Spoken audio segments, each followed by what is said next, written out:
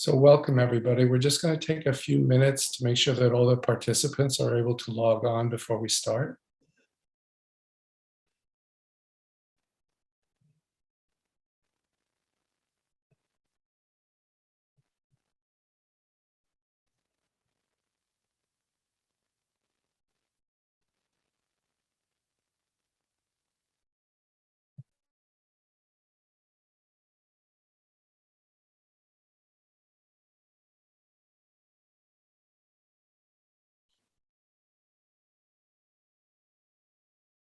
Maybe 30 more seconds and then we'll get started.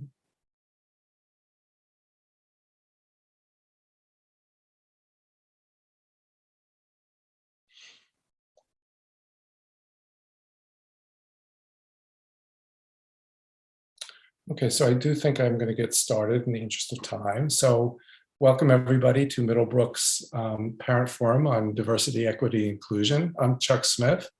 I'm the Assistant Superintendent for Curriculum and Instruction here in Wilton, and I'm joined by a number of my colleagues tonight, including Jory Higgins, who's the principal at Middlebrook, I'm sure you know. Toby Kowalitz, the dean. Karen Brennicky, who's the district curriculum coordinator for English Language Arts and Social Studies. And Michael Gordon, who many of you probably know is an instrumental music teacher at Middlebrook, but is here tonight in his capacity as the facilitator of the district's Diversity, Equity, and Inclusion Committee. We're also joined by a couple of our Middlebrook teachers, Susanna Prada, who's the instructional coach for the humanities, and Will Matthews, who is a social studies teacher. We also have Fran Kompar, who is the director of digital learning for the district, and of course, our superintendent, Kevin Smith. Good evening, everybody. Welcome. Welcome, everybody.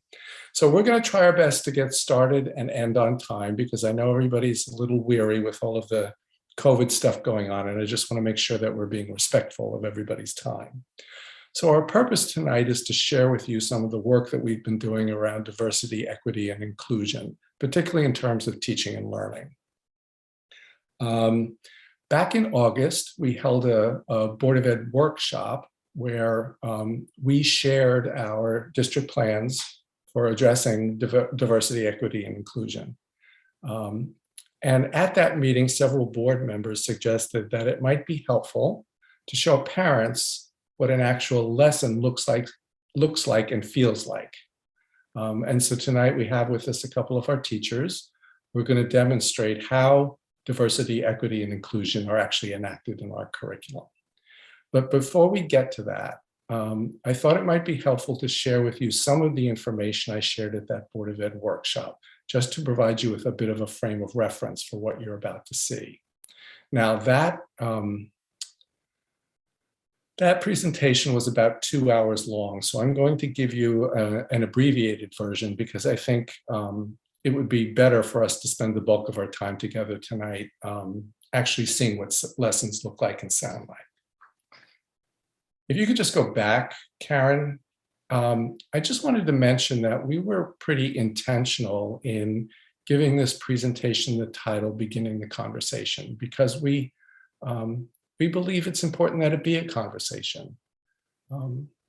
You know, to a certain extent, it's unfortunate that diversity, equity, and inclusion have become a bit of a controversial and perhaps sensitive topic for some.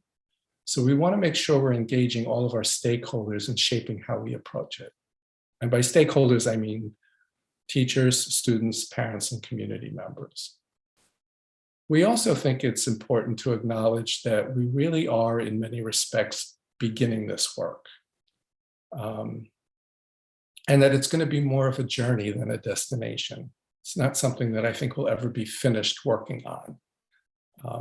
And that's why the conversation is so important, so that all voices and perspectives are represented as we work to make sure that our curriculum and our instructional practices are as inclusive as they can be. You know, another way of thinking about this is to just be direct and say, we acknowledge that our curriculum and instructional practices are not yet fully reflective of or fully responsive to all of the wonderful diversity represented in the Wilton School community. And that it's going to take time, and that we're going to need support from the community to make sure that we're doing it in the right way. But I want everybody to rest assured that we are completely committed to making sure that everybody, every student, every family feels included in the day-to-day work of teaching and learning here in Wilton. Okay, so you can move on now.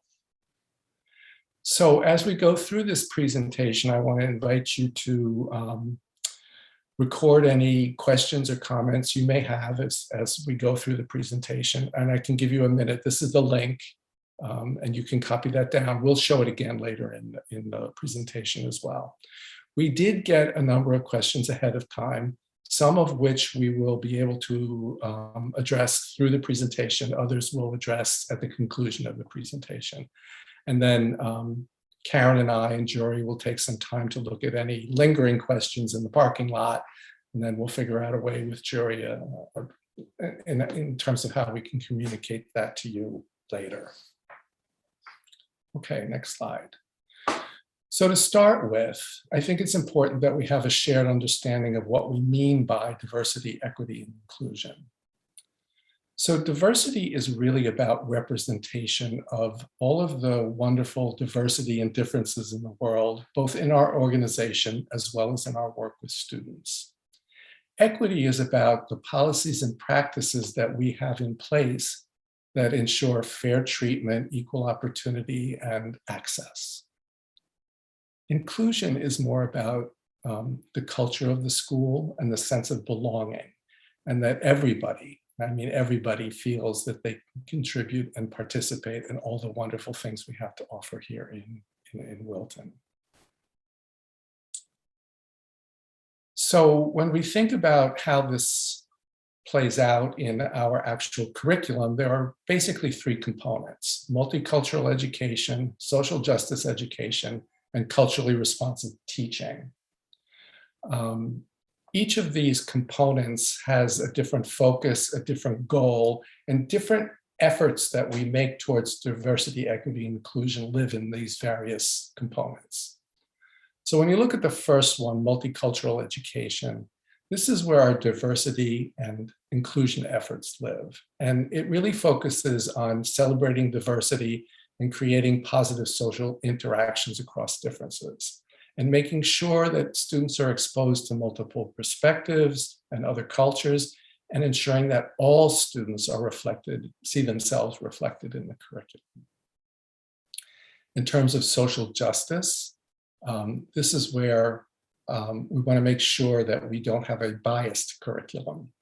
And it focuses mainly on exploring what our aspirations are as a culture and as a nation, and where we may be falling short in terms of those aspirations. It's a critical lens for students to look at how close we are to meeting our aspirations as a country and as a culture.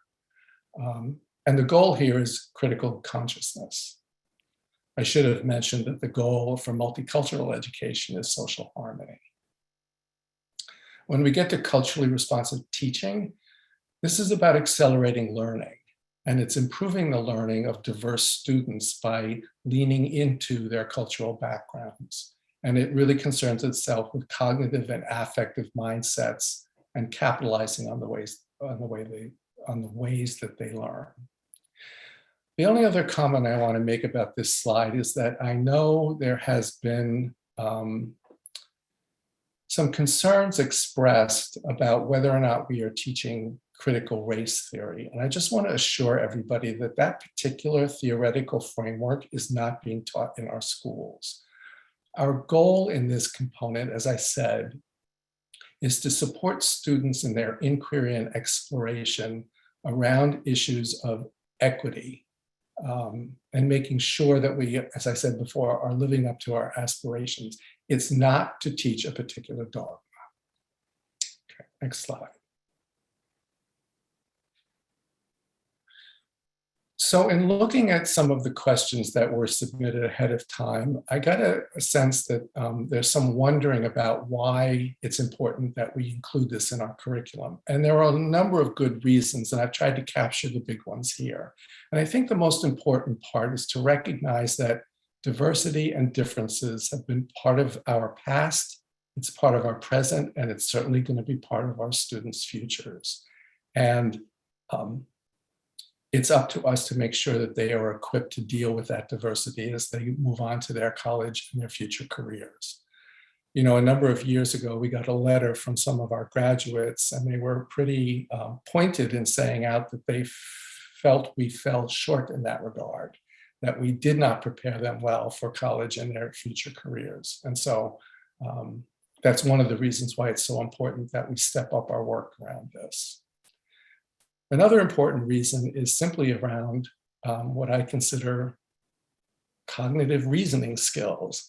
When you are open to different perspectives and different ways of looking at things, it broadens your understanding and just makes you a smarter and more effective person.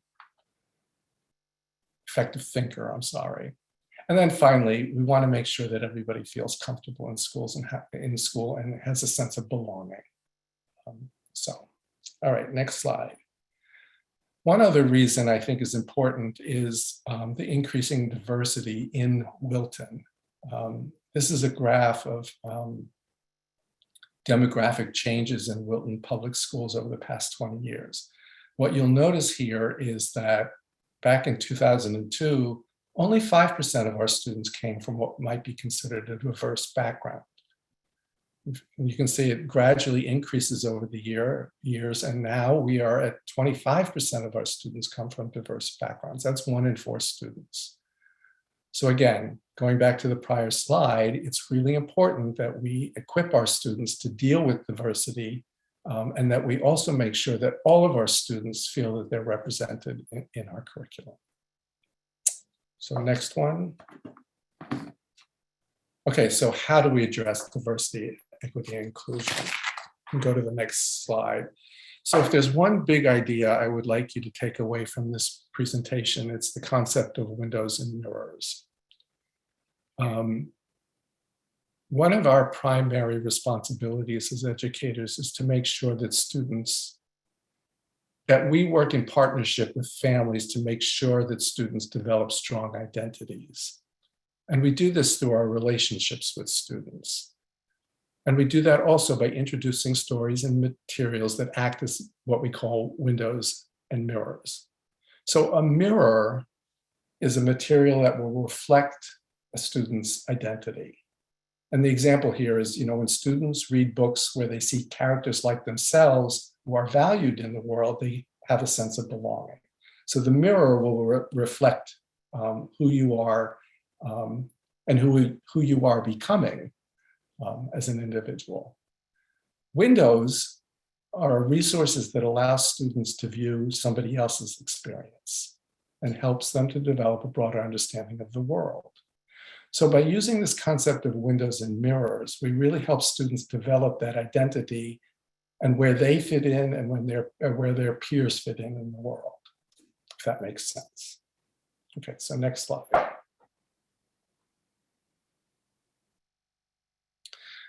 So I think one of the ways that we can make this a little bit more concrete for everybody is to talk about what we actually want students to know and be able to do as a result of this work. And we call those learning targets. And these learning targets live in various strands of our curriculum. A lot of it lives in English language arts and social studies, but some of it also lives in our work around social emotional learning, as well as our new portrait of the graduate. And so what we have here are some of those learning targets, ones related specifically to recognizing perspectives. And what I'd like to call your attention to is that if you look across the continuum from primary, elementary to high school, you see a developmental progression where things get more sophisticated as we move through the grade bands. For instance, in terms of recognizing perspectives, by the end of their time at Miller Driscoll, we want students to be able to actually name their own feelings as well as the feelings of others. By the time they've completed Cider Mill, it's become much more sophisticated where they're describing perspectives of both of their own perspectives as well as others and of groups, and beginning to understand and explain how various factors can influence those perspectives. And then as you move through middle school and high school, we're getting into things like analysis, evaluation, and prediction of increasingly complex situations. So again, this is really just to give you a sense, because there has been some inquiries around the concept of what we're doing developmentally with students. And I just want you to walk away from this presentation knowing that we are very intentional and cognizant of what students are ready for developmentally. Okay, so next slide. This is another portrait of the graduate set of learning targets around cultural awareness. And again, you'll notice that we start by just having students name things about cultural awareness, moving on to how they can explain it, how they can recognize bias, how they can analyze things, and actually formulate effective and responsible communications involving sensitive and relevant content with diverse audiences. Really quite sophisticated work for some of our high school students. And then finally, in the area of social emotional learning,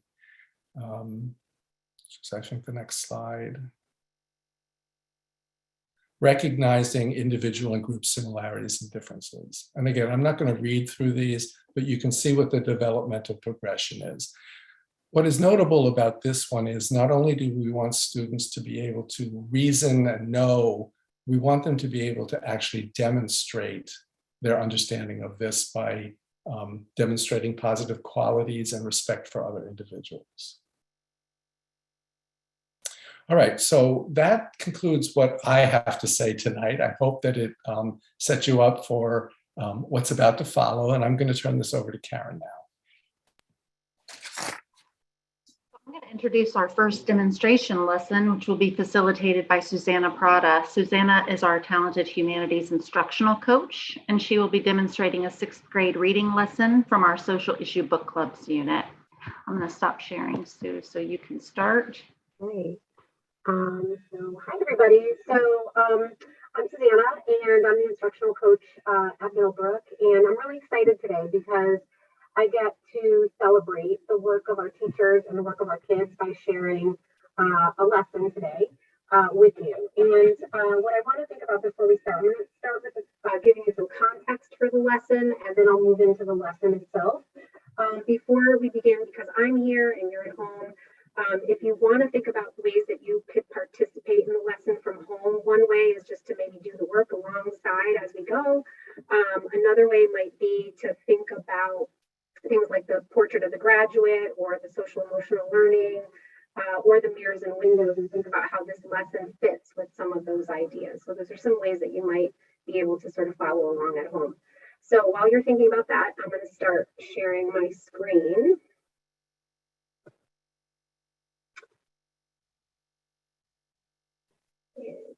Presentation. Okay, so it should be in presentation. Are we good? Somebody give me a thumbs up so that you can see. All right, awesome. So I'm going to start a little bit just to give you some context with the standards for the lesson that for the unit and the lesson that I'll be presenting today.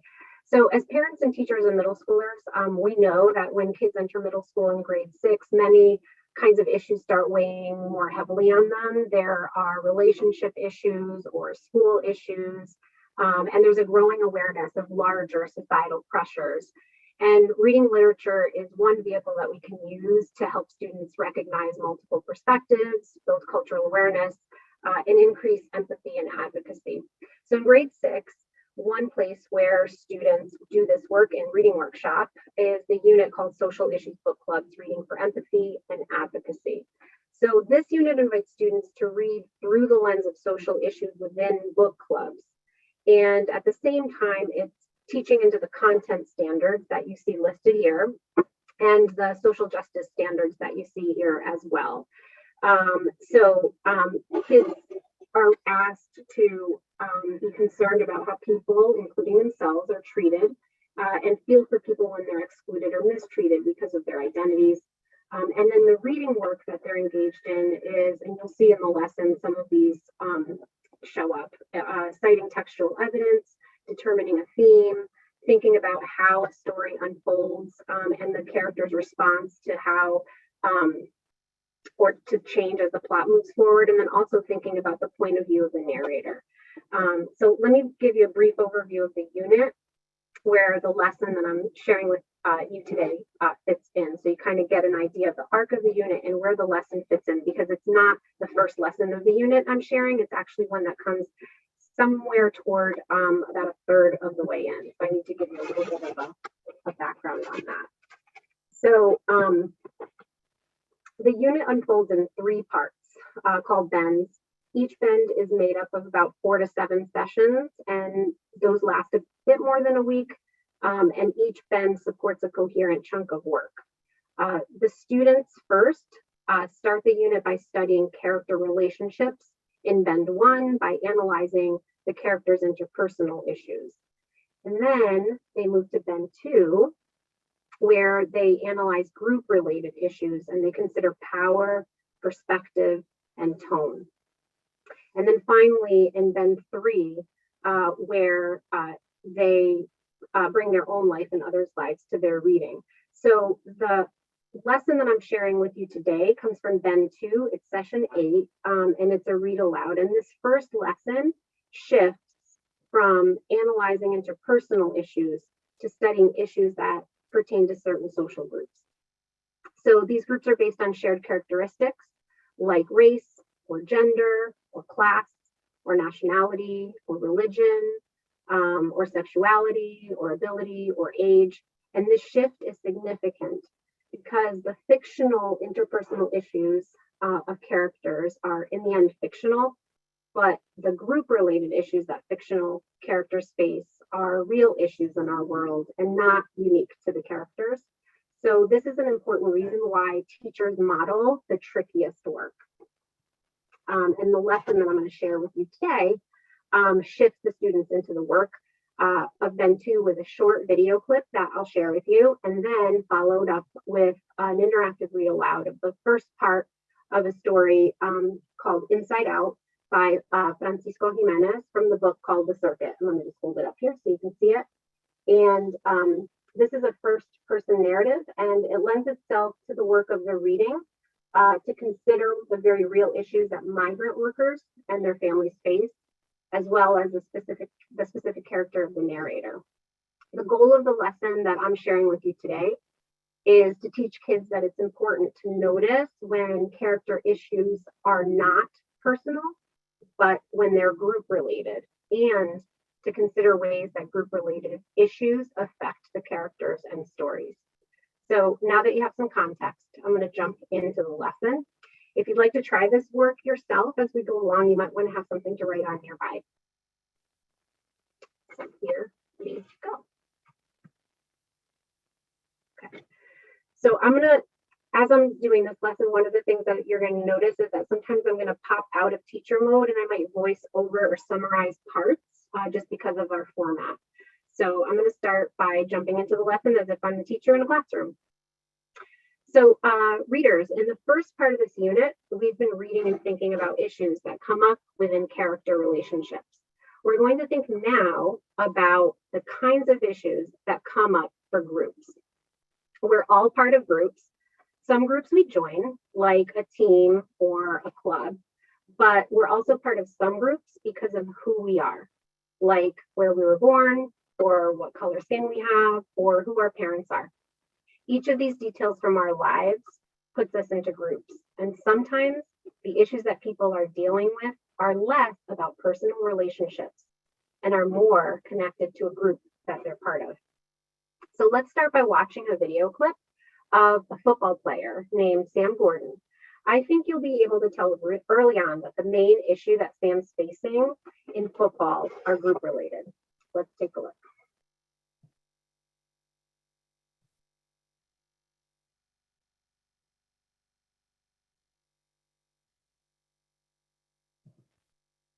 Actually, I think I have to stop my share for a moment.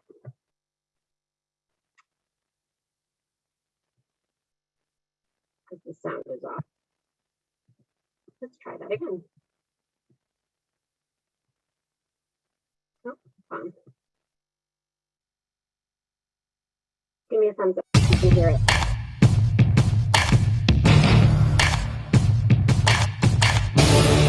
When I first got started, it was just more of the boys being like, there's a girl trying out, seriously? And then after we did like the little drill there, they'd be like, what? How'd that happen?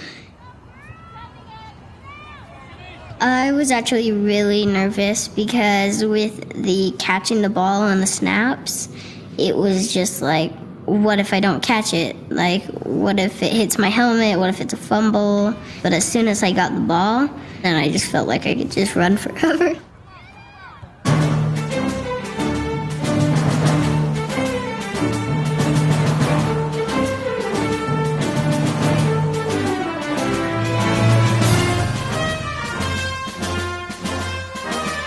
My nickname is Sweet Feet. I had like 3 or 4 games where like the first play I scored a touchdown.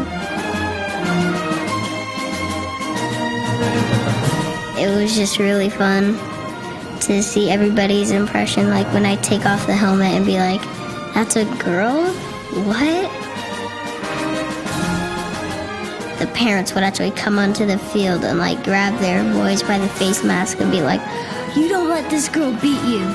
And they'd get so mad at them, just yelling at them. Get that girl! And I still beat them.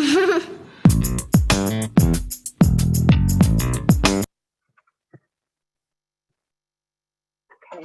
So readers, what issues is she dealing with? What did you notice about how it seems more like a group related issue rather than a personal one? So I'm going to pop out of the lesson for a minute and I'm going to be the instructional coach. So at this point, I would have, if I were in a real classroom, I would have kids talking in partnerships and I would be listening in to notice the observations that the students would make. But today, because we aren't in a space like that, I'm just going to think aloud and voice over what some of the things that I noticed. So I'm going to go back into the lesson again. One of the things that I noticed is that even though the video is celebratory and upbeat, as readers, we can look more deeply and see that Sam is actually dealing with some difficulty. So maybe you notice that she's often singled out by other players who seem out to get her, or maybe you might have noticed that even the parents are ganging up on her a little bit by yelling at the boys not to let a girl beat them. So I want to highlight something that's really important. Even though Sam is an individual, the problem she faces doesn't seem like only a personal one. The other players and parents aren't singling her out because they don't like her personally. It's because of the group she belongs in. She's a girl. So the issue here is more about girls versus boys or gender than it is about Sam versus the individual players or parents. So there are a couple ways to tell that an issue is group related rather than personal. So let me share those 2 ways with you. So one way is to consider whether others in the group might be affected by that same issue. So I would guess that in this case, other girls would have the same issue as Sam if they tried to play football. Another way to tell if the issue is group related is that the problem can't be solved by an individual. The problem's bigger than any one person. Even though Sam has a great attitude, she can't totally solve the issue of being picked on because she's a girl. So next we're going to try the same work together with the story called Inside Out by Francisco Jimenez from his collection of short stories called The Circuit, Stories from the Life of a Migrant Child. If you get confused over whether an issue is personal or group related as we're reading, remember it can help to ask yourself 2 questions, and they're on the slide deck. Is there evidence that others from the same group are affected by this issue in the story? Or does it seem like it would take more than one individual to change this issue in the world? Okay, so let's get started with our reading.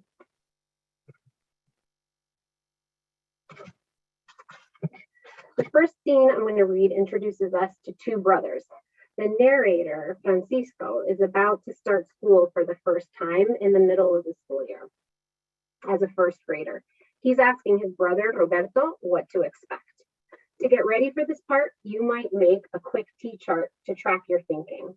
On one side, you might write issues. On the other, you might write groups. Here's mine. As I read, get ready to be on the lookout for issues that are emerging and groups to which the characters belong. Let's start. Inside Out. I remember being hit on the wrist with a 12-inch ruler because I did not follow directions in class, Roberto answered in a mildly angry tone when I asked him about his first year of school. But how could I, he continued. The teacher gave them in English. So what did you do? I asked, rubbing my wrists. I always guessed what the teacher wanted me to do, and when she did not use the ruler on me, I knew I had guessed right, he responded. Some of the kids made fun of me when I tried to say something in English and got it wrong, he went on. I had to repeat first grade. I wish I had not asked him, but he was the only one in the family, including Papa and Mama, who had attended school. I walked away. I did not speak or understand English either, and I already felt anxious. Besides, I was excited about going to school for the first time that following Monday. It was late January, and we had just returned a week before from Corcoran, where my family picked cotton. We settled in Tent City, a labor camp owned by Sheehy Strawberry Farms, located 10 miles east of Santa Maria. So, readers, let's think about some of the emerging issues. Some of you might have noticed that the school is in English and the boys speak Spanish, so they can't understand what's going on in school. Another issue that might be important is that they moved to this new school in the middle of the school year. So now we might also think about the groups to which these boys belong, so we can figure out if these issues are personal or if they're group related. So some of you might have written or thought that the boys are new to a school or that they belong to a group of Spanish speakers. Some of you might have noticed that the boys belong to a group of families who moved around a lot based on what crops are in season. We might call this group migrant workers. Now that we have some ideas about the issues that are emerging and groups to which these characters belong, we can take the next step, which is to think, are these issues personal or are they related to the groups these characters belong to? So I'm going to pop out of the lesson for a minute. So here, because this work is tricky and new for students, I would model this next step in the work by thinking aloud and then bringing in a text we've read together in the earlier part of the unit. So watch me as I think this through for kids and demonstrate. In this part of the unit, in the first part of the unit, rather, when we read my side of the story, we never found out where Will and Skip live or what their ethnic or racial background is. That didn't seem important to their story.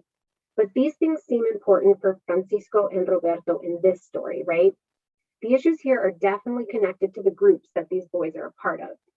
These kids don't speak English, going to school where everyone else does, or the issue of their family moving around a lot, perhaps to wherever there's work. These are issues that are bigger than these two boys.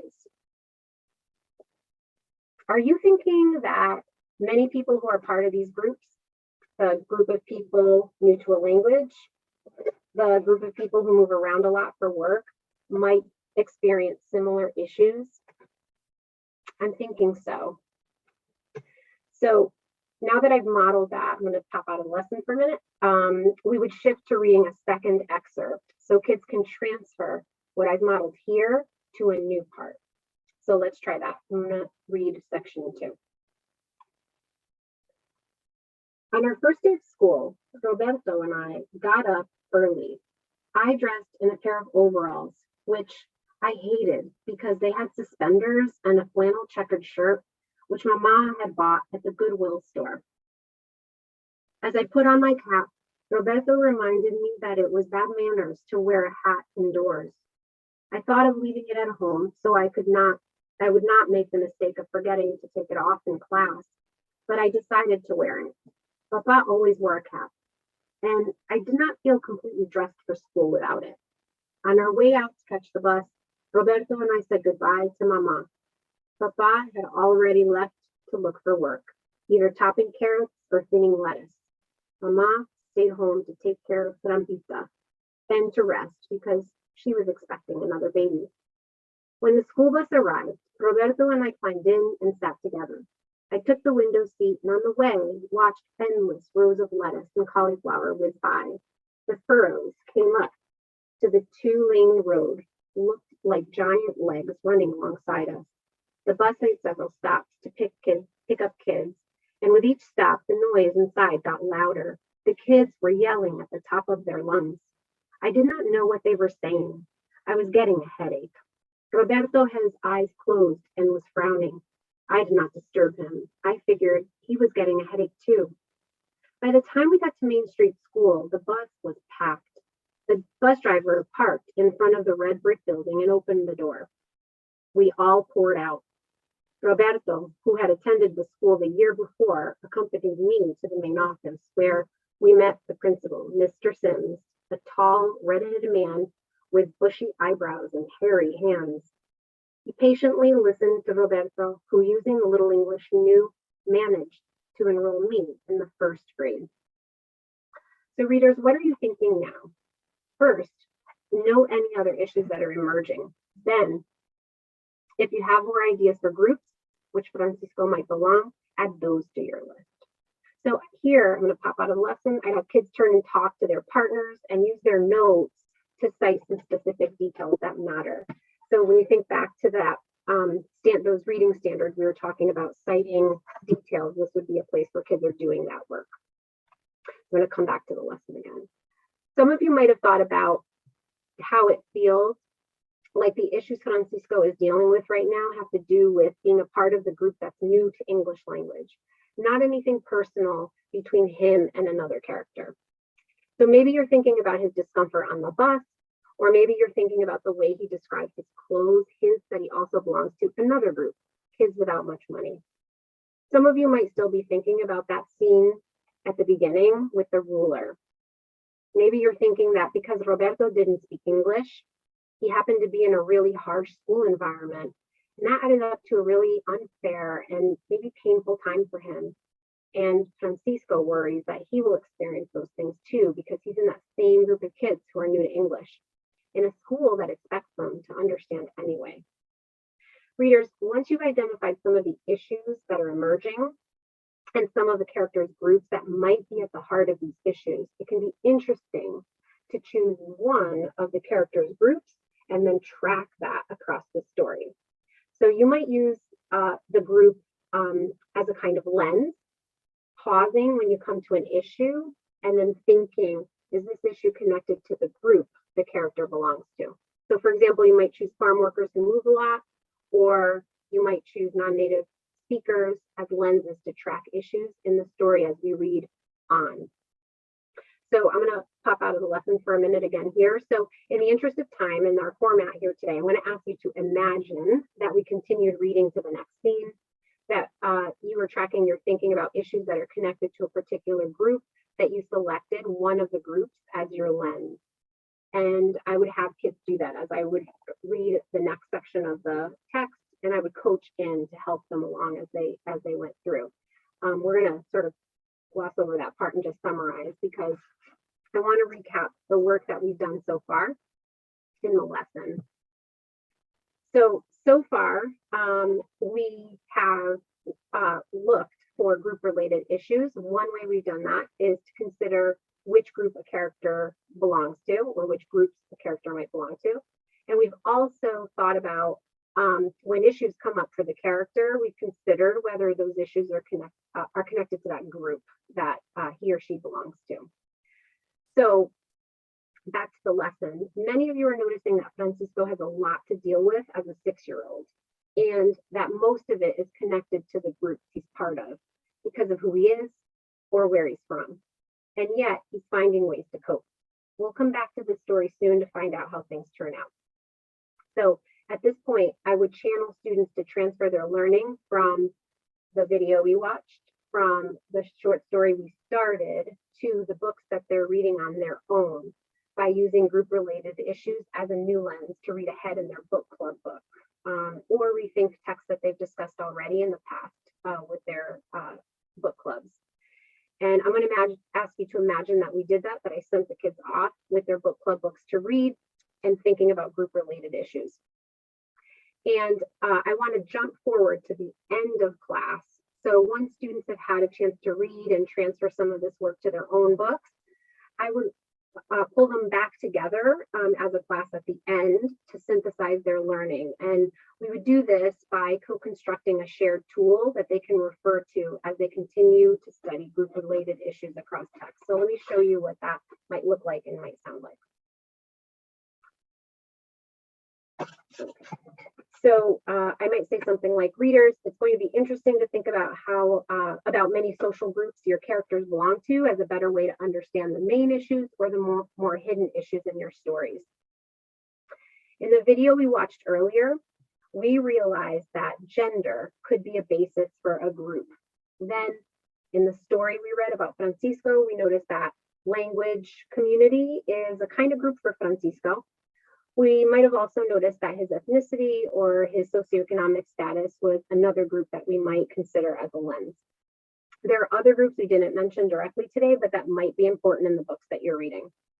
So at this point, what I would do, and pop out of teacher mode and talk to you a little bit. At this point, I would invite students to talk briefly about additional groups that they might know or that they might use as interpretive lenses in partnerships. And I would listen in to the groups that they might mention, and then I would add those to our list so that we would co-construct it as a class. So there are, I just jotted down some that kids might come up with that I might add to the list if they generated them. So kids might think about groups like family structure or interests, or groups being based on religion or sexual orientation, or ability or disability, or age or birth order. And as we would construct this chart together, it would serve to support students in future sessions as they analyze group-related issues across text later in the future sessions of Ben 2. So this would be a tool that we could rely on for that work. So that would be the way that I would sort of finish up the lesson, thinking about readers using group identities as interpretive lenses by asking what issues are coming up because the character is part of this group, and they would continue doing that work with their independent reads in their book clubs. And that brings us to the end of our lesson for ELA. So when you think about this lesson, maybe if you participated in it as we went along, or maybe you were thinking about how it relates to portrait or how it fits in with the portrait of the graduate, how this might give mirrors and windows to kids. So those are all things you can think about as you sort of walk away from the lesson. So thank you for listening. I'm so glad that you were here today to participate with us. And I'm going to pass it to, I think, Karen. Okay. Just stop sharing your screen so Will can start. I'll introduce our next demonstration lesson. Will Matthews is going to conduct an image study within our 6th grade social studies unit, The Americas. Hello, historians, geographers, economists, and cartographers. It is my pleasure to be your social studies teacher this evening. Find my screen here.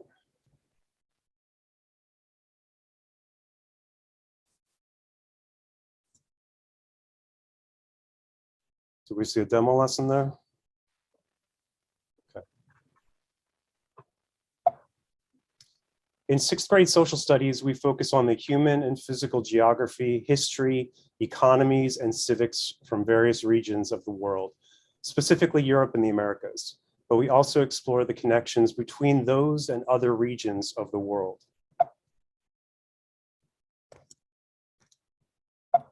So,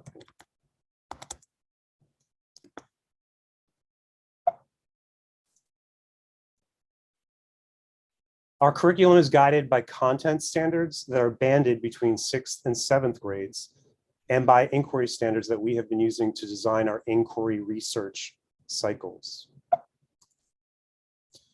One of the routines we use to develop the important skills of visual literacy standards is through image studies, where students analyze visuals by discussing with themselves and others what they are seeing, thinking, and wondering about what they are presented with. Through this, we work with students to help them interpret, recognize, appreciate, and identify their place in the world and the perspectives of others. Another skill we help develop through image studies is the understanding that texts can be more than just the printed word, that we can read texts in the form of moving and still images, sculptures, tools, clothing, data visuals, architecture, and much more. This becomes especially important when we study the perspectives of people and cultures who may not have left us a written language that we can read, so that we can work to build understanding of their stories that may have been marginalized, rewritten, oppressed, or eradicated. Some of the other important work we've been doing in social studies over the last several years is building classroom libraries and working to include titles that help us to understand multiple perspectives. One such title is Encounter, written by Jane Yolen and illustrated by David Shannon. And we have been using this book as a read and think aloud image study to develop background knowledge and perspective in the beginning immersion stage of our mid-year unit focused on the Americas and the essential question, what has been the lasting impact of contact between people of Europe, the Americas, Africa, and Asia?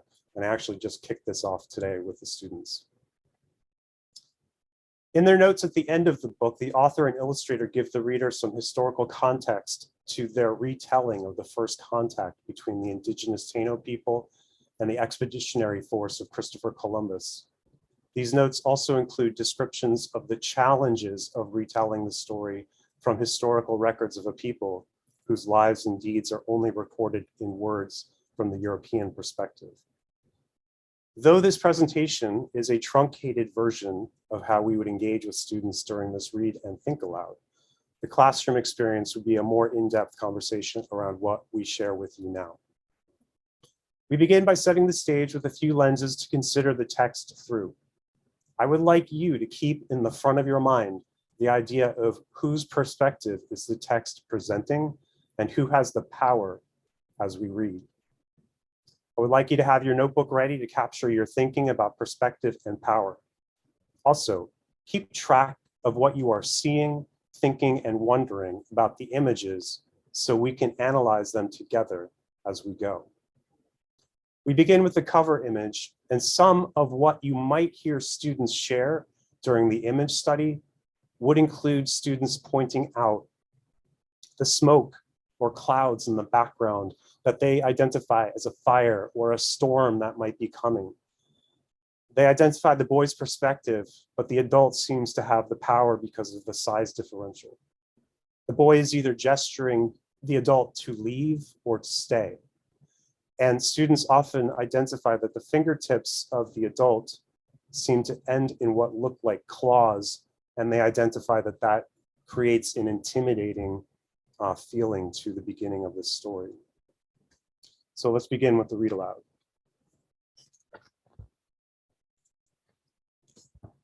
The moon was well overhead, and our great fire had burned low. A loud clap of thunder woke me from my dream. All dreams are not true dreams, my mother says. But in my dream that night, there were 3 great winged birds with voices like thunder rode wild waves into our bay. They were not like any birds I had ever seen, for sharp white teeth filled their mouths. I left my hammock and walked to the beach. There were my dream birds again, only now they were real. 3 great sailed canoes floating in the bay. I stared at them all through the night, When the sun rose, each great canoe gave birth to many little ones that swam awkwardly to our shore. I ran then and found our chief still sleeping in his hammock. Do not welcome them, I begged him. My dream is a warning. But it is our custom to welcome strangers, to give them the tobacco leaf, to feast them with the pepper pot, and to trade gifts. You are but a child, our chief said to me. All children have bad dreams. The baby canoes spat out many strange creatures, men, but not men. We did not know them as human beings, for they hid their bodies in colors like parrots. Their feet were hidden also, and many of them had hair growing like bushes off their chins. 3 of them knelt before their chief and pushed sticks into the stand. Then I was even more afraid. Our young men left the shelter of the trees. I, who was not yet a man, followed, crying, do not welcome them, do not call them friends. No one listened to me, for I was but a child. Our chief said, we must see if they are true men. So I took one by the hand and pinched it. The hand felt like flesh and blood, but the skin was moon to my son. The stranger made a funny noise with his mouth, not like talking, but like the barking of a yellow dog. Our chief said to us, see how pale they are? No one can be that color who comes from the earth. Surely they come from the sky. Then he leapt up before them and put his hands up, pointing to the sky to show he understood how far they had flown. Perhaps they have tails, said my older brother. Perhaps they have no feet. Our young men smiled, but behind their hands so the guests would not feel bad. Then they turned around to show that they had no tails. Our chief gave the strangers balls of cotton thread to bind them to us in friendship. He gave them spears that they might fish and not starve. He gave them gum rubber balls for sport. He gave them parrots too, which made our young men laugh behind their hands all over again, knowing it was our chief's little joke that the strangers looked like parrots. But the strangers behaved almost like human beings, for they laughed too, and gave in return tiny smooth balls the color of sand and sea and sun, strung up on a thread. And they gave hollow shells with tongues that sang, chunga chunga. And they gave woven things that fit upon a man's head and could cover a boy's ears. For a while, I forgot my dream. For a while, I was not afraid. So we built a great feasting fire and readied the pepper pot and yams and cassava bread and fresh fish. For though the strangers were not quite human beings, we would still treat them as such. Our chief rolled tobacco leaves and showed them how to smoke, but they coughed and snorted and clearly did not know about these simple things. This image here, sorry, I did not move ahead. That image is another one that we spend some time on in the image study routine, and that students often identify that the mood here seems festive and people are having a good time. The power seems to be equal among the people, but they often identify that the narrator is in the background, looking confused, they often say, or worried, and they often will point out that they can relate how nobody's listening to him.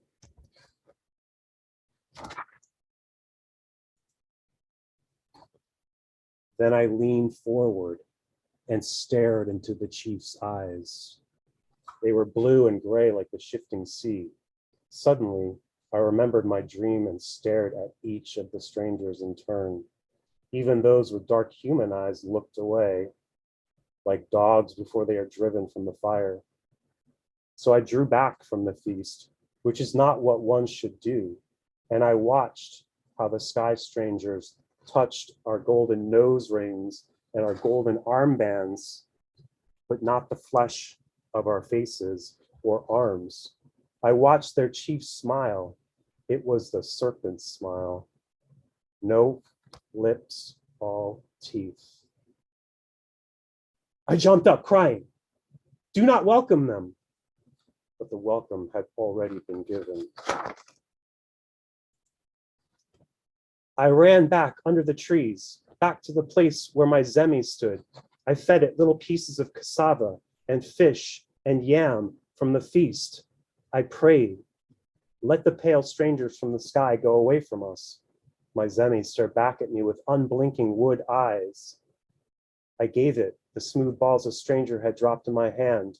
Take these eyes and see into the hearts of the strangers from the sky. If it must be, let something happen to me to show our people what they should know. My zemis was silent. It spoke only in dreams. Indeed, it had spoken to me already. When I returned to the feast, one of the strangers let me touch his sharp silver stick. To show I was not afraid, I grasped it firmly, as one would a spear. It bit my palm so hard the blood cried out, but still no one understood, no one heard.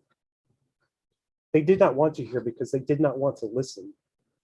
They desired all that the strangers had brought, the sharp silver spear, round pools to hold in the hand that gave a man back his face, darts that sprang from sticks with a sound like thunder that could shoot and kill a parrot many paces away.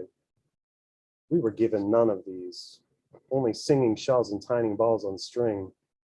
We were patted upon the head as a child pats a yellow dog. We were smiled at with many white teeth, a serpent's smile.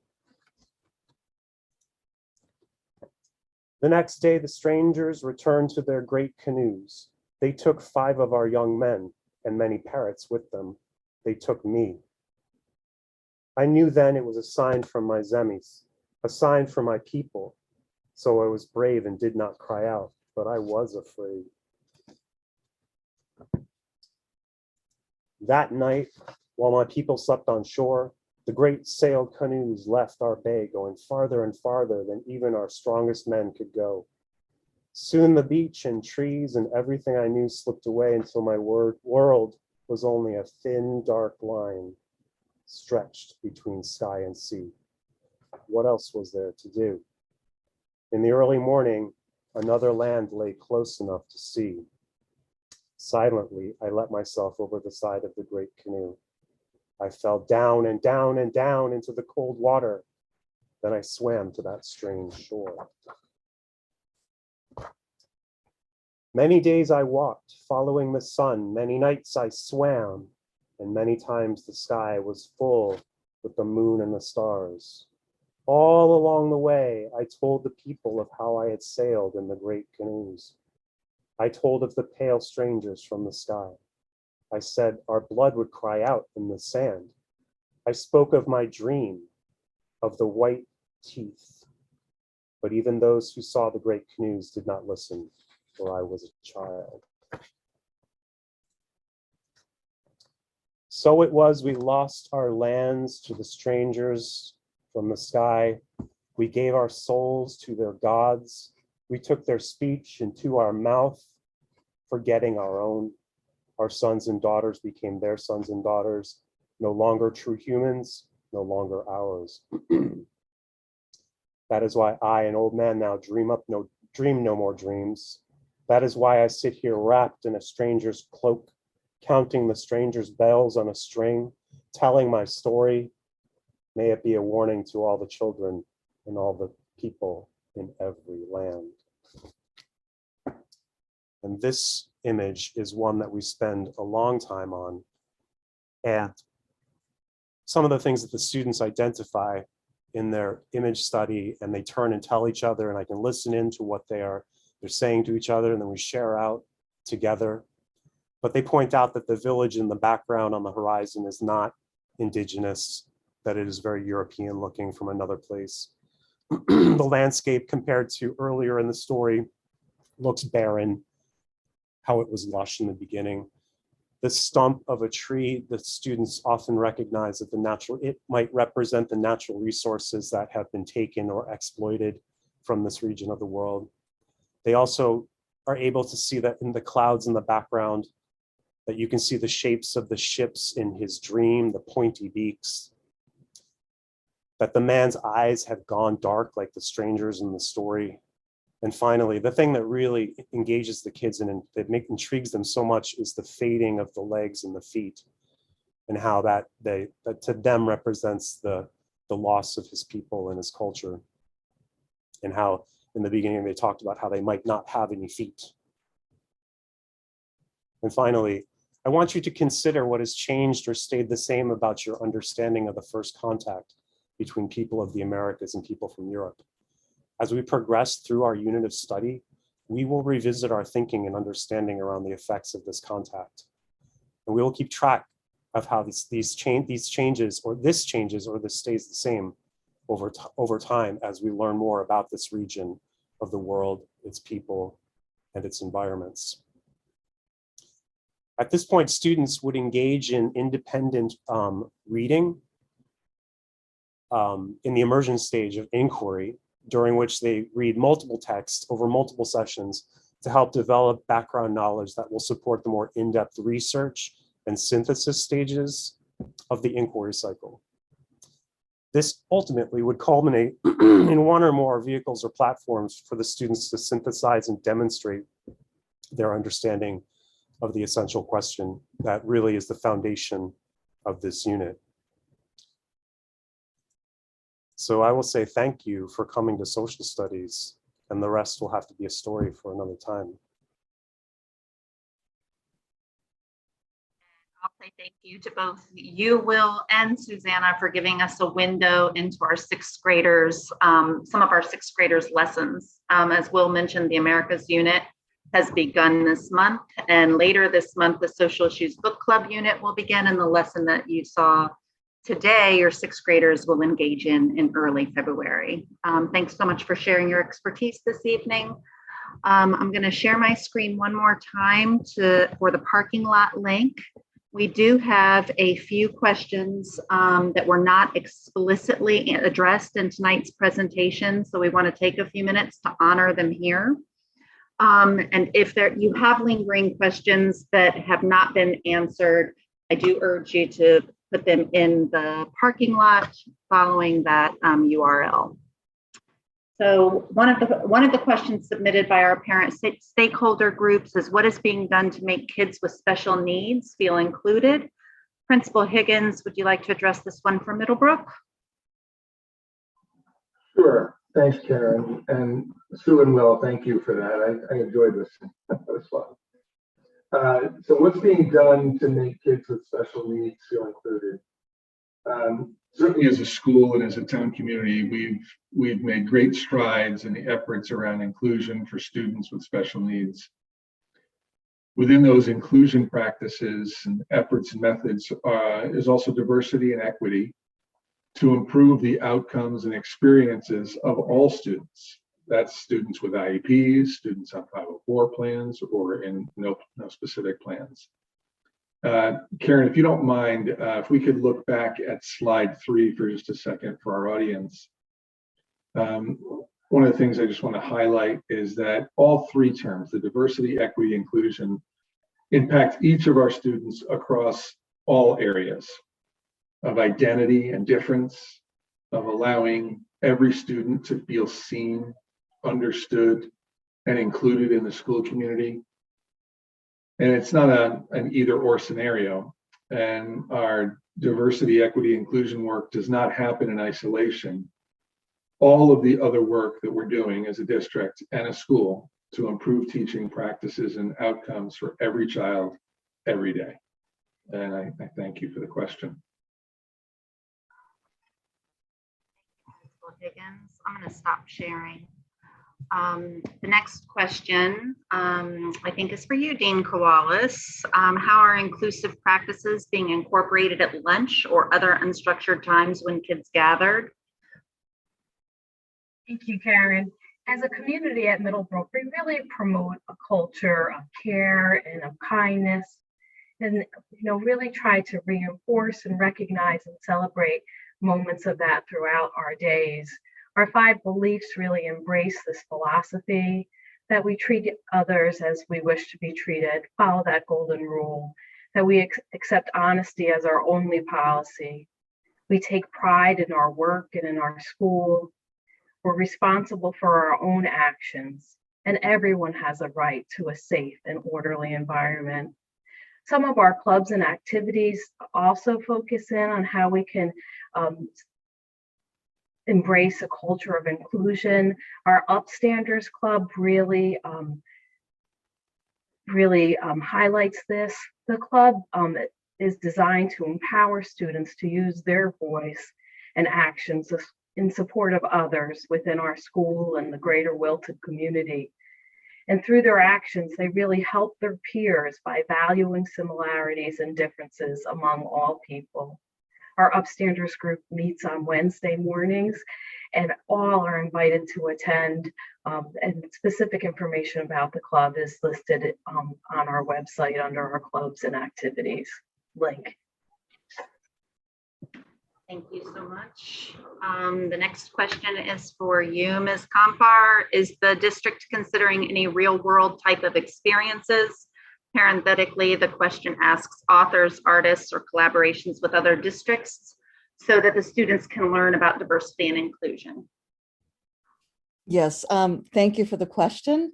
I'd like to highlight one of the programs that we do as a district that really speaks to that question. Our Wilton Reads program, that is a collaboration with the Wilton Library Association. That program over the course of the last 3 years has provided us as a district an opportunity to provide programming for our students that support a variety of important topics. 3 years ago, we participated with the Wilton Library Association and we studied the Holocaust. Last year, the topic was around race and race relations. And as a result of that, we were able to bring in a variety of authors from Vanessa Brantling Newton at Miller Driscoll that highlighted her book, Just Like Me, to Andrea Davis Pinkney, who grew up in Wilton and has become a prolific and really quite known author who wrote the book Sit In. And then at Middlebrook, we had 2 authors, as a matter of fact. We had Jerry Craft, who wrote the book New Kid and Class Act.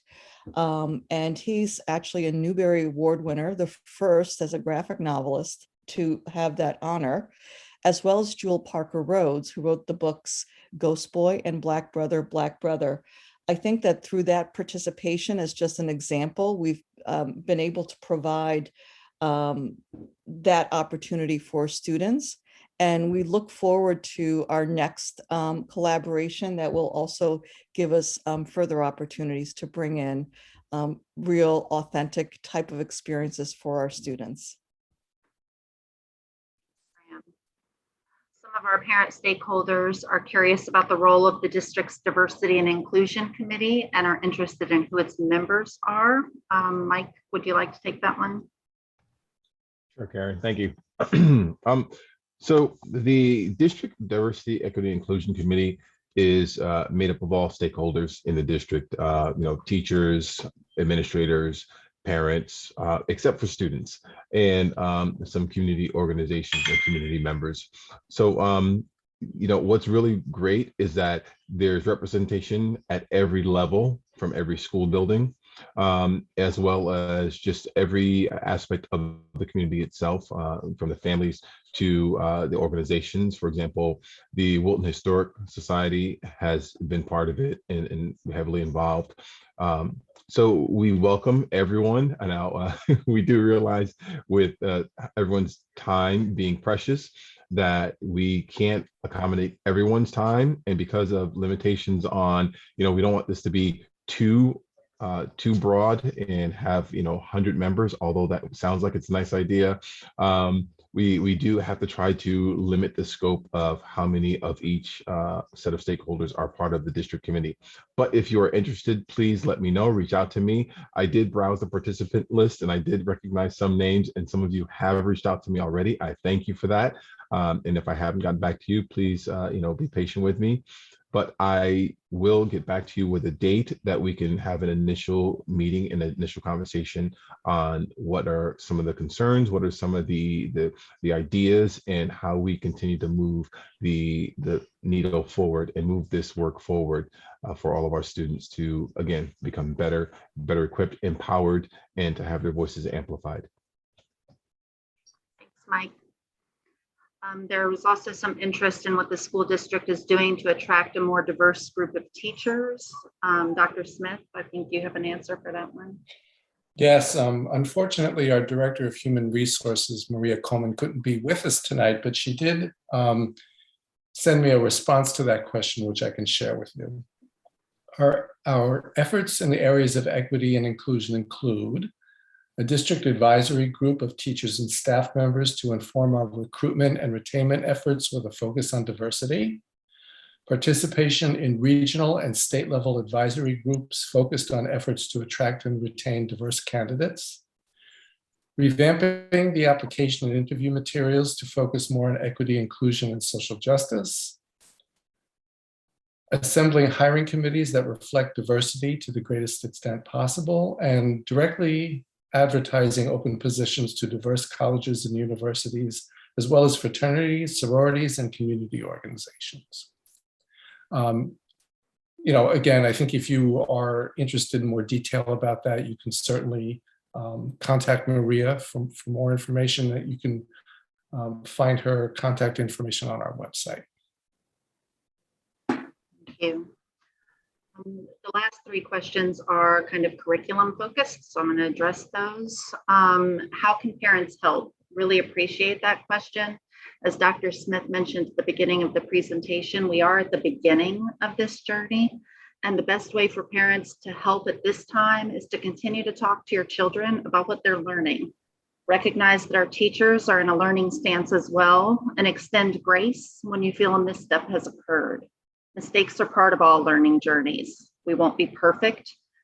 If something seems unclear or inappropriate from your perspective, please reach out directly to the classroom teacher so that we can keep the lines of communication between us open, honest, and presumptive of positive intent.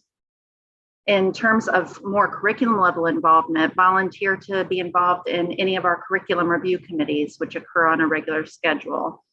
And also participating in our long range planning, where we continue to study the portrait of the graduate, which is our criteria for success, as Dr. Smith mentioned earlier. There were several questions about what we are covering, and they named various cultures, races, religions, abilities and disabilities, and LGBTQIA+. And there was also an interest expressed as to where we are covering it. I think it's important to emphasize here that teaching that is culturally relevant is not a list of practices or topics, but it's rather a stance. And this stance can be characterized by four traits. One, it's student and community centered. So you can expect that student voice is central in our conversations, and you can expect that we will be responsive to community and current events. It's interdisciplinary. Our approach integrates content areas. It's research-based, and it requires historical context. This stance is experiential, and we work really hard to meet different learning needs and ensure inclusive literature. And finally, culturally relevant teaching is flexible. Student choice is integral, and students will engage in a diverse range of assessments and tasks. When we talk about diversity, equity, and inclusion, we're talking about an approach to instruction, not a program for instruction. We remain committed to our instructional frameworks. In English language arts, the comprehensive literacy framework, our program philosophy ensures that all students are ready for success after high school by developing critical thinking, problem solving, and analytical skills that students will need to be successful. And in social studies, our program philosophy continues to promote civic mindedness, problem solving, and a deeper understanding of the past, as well as how it informs the present. We continue to prepare students to identify, understand, and work to solve the challenges facing our diverse nation in an increasingly interdependent world. None of this has changed. And finally, will there be a standard curriculum or will the details be up to teachers?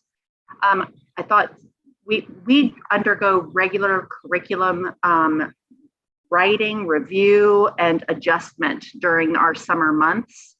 In the humanities, we've leaned on the expertise of various professional organizations to actualize this work within our existing units of study. Their expertise has informed our curriculum work in both English language arts and social studies, and has also led us to professional learning opportunities for our teachers. In social studies, teams of Wilton's talented teachers from kindergarten through 8th grade engage in routine curriculum writing, revision, and adjustment each summer. For example, in 2018, our 7th grade social studies team, alongside their instructional coach and the LLC staff, collaborated with the Anti-Defamation League, Teaching for Justice, formerly known as Teaching Tolerance, and Facing History and Ourselves to develop a unit on the Holocaust. Each year since, we have continued to send humanities teachers and others to 3-day institutes on equity and inclusion at Columbia Teachers College. And we've been in close collaboration with Pablo Wolf, co-author of the Civically Engaged Classroom, as well as founder of the Coalition for Civically Engaged Educators. These professional learning opportunities have not only informed the content of our curriculum, but they've also outfitted us with instructional tools like the Courageous Conversations Compass, the Breaking News Protocol, and protocols like Safely In and Safely Out to facilitate conversations about complex issues and events with participants from varying backgrounds.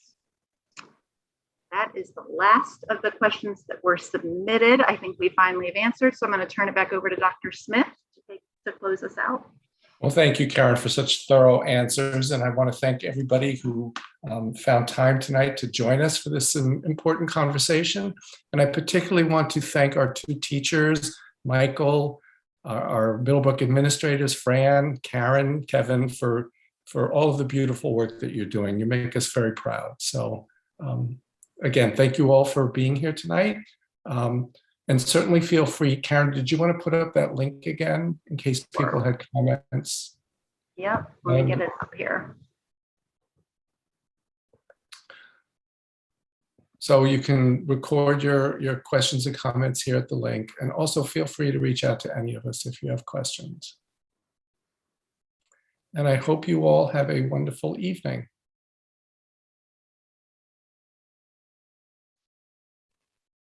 Good night. Good night, everybody.